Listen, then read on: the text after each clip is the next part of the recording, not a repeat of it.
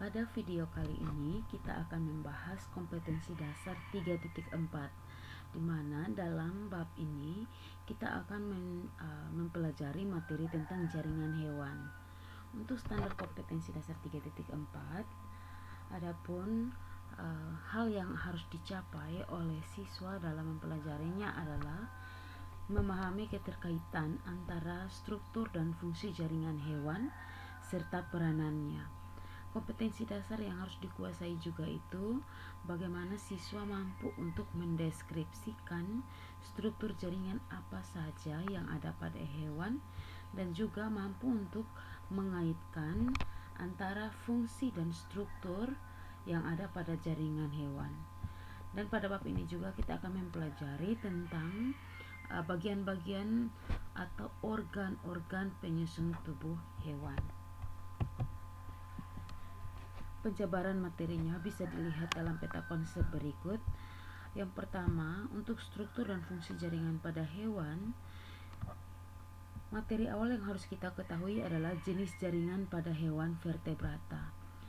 Nah, jenis jaringan pada hewan vertebrata itu pada umumnya ada 4, yaitu tubuh hewan vertebrata sendiri tersusun oleh jaringan epitel, jaringan ikat, jaringan saraf, dan jaringan otot.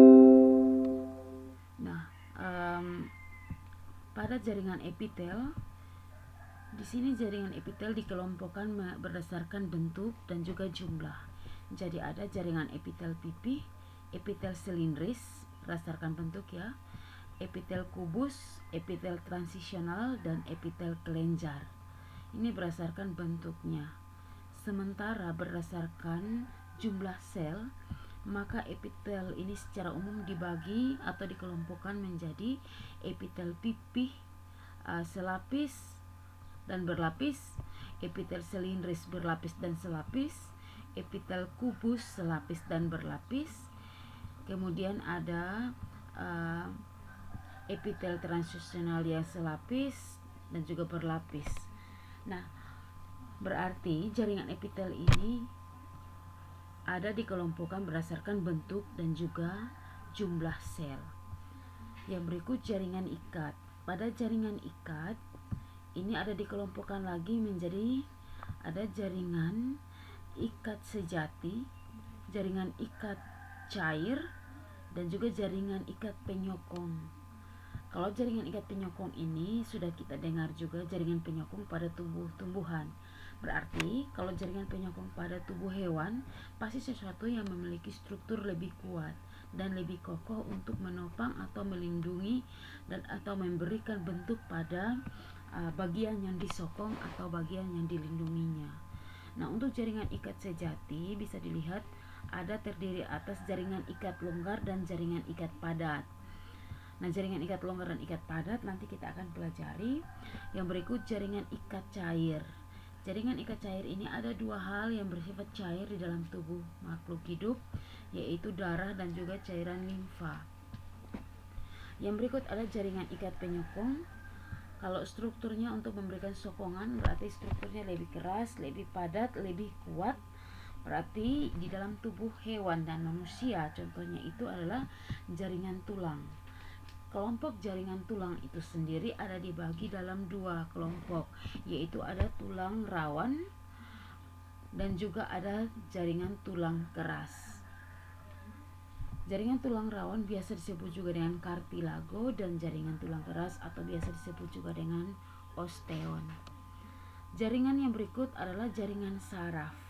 Jaringan saraf ini dia yang memberikan secara struktural, dia itu ada di dalam setiap bagian tubuh makhluk hidup dan fungsinya untuk menghantarkan rangsangan pada setiap bagian tubuh makhluk hidup, terutama hewan dan tumbuhan.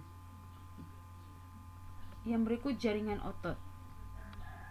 Jaringan otot yang kita tahu yaitu berupa daging yang melekat dalam setiap bagian tubuh kita atau daging yang menempel pada setiap otot kita.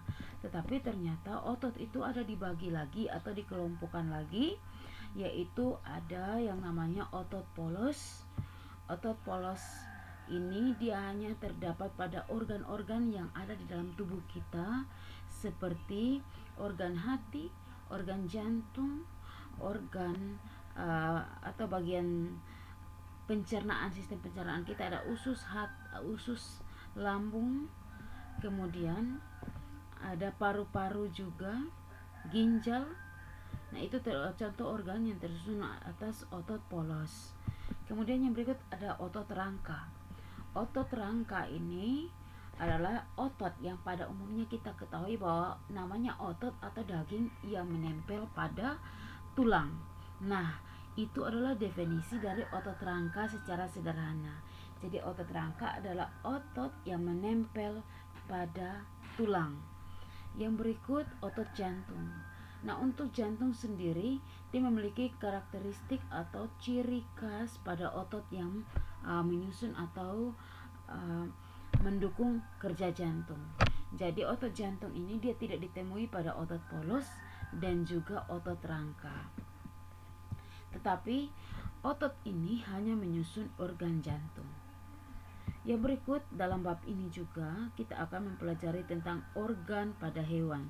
Nah, organ pada hewan ini bisa dilihat organ pada bagian luar atau tampilan morfologi seperti mata, telinga, mulut, hidung, kulit, dan juga anggota gerak.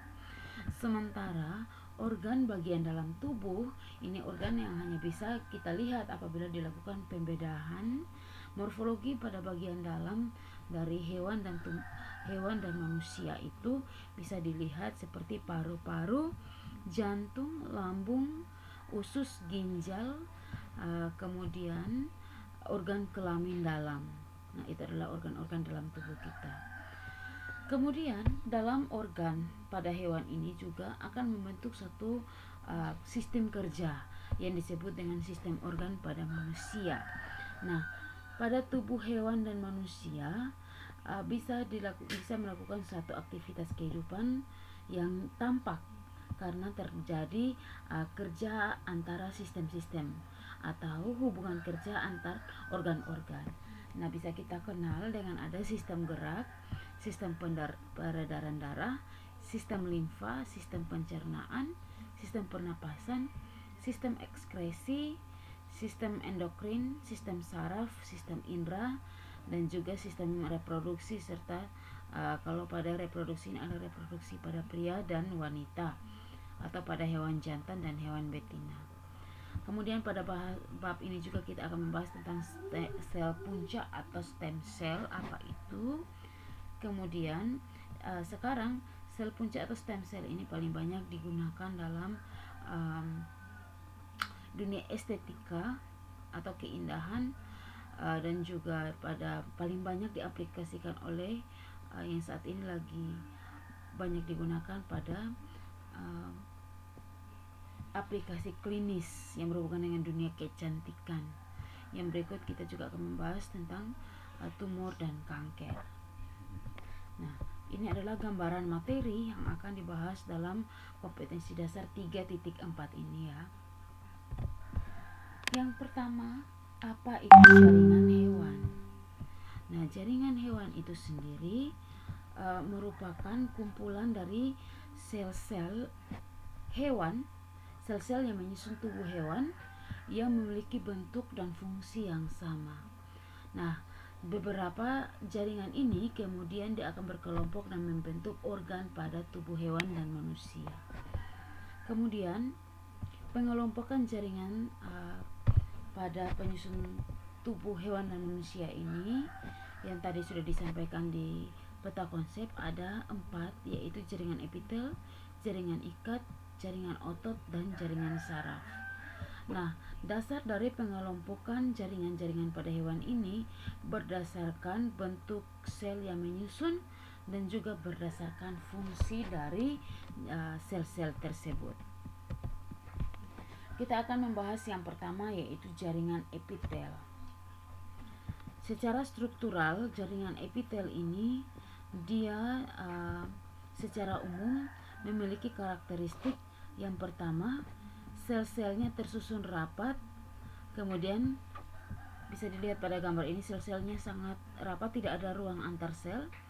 lapisan selnya itu selalu menghadap ke daerah basal atau permukaan. Ini daerah basal atau permukaan. Ini daerah basalnya.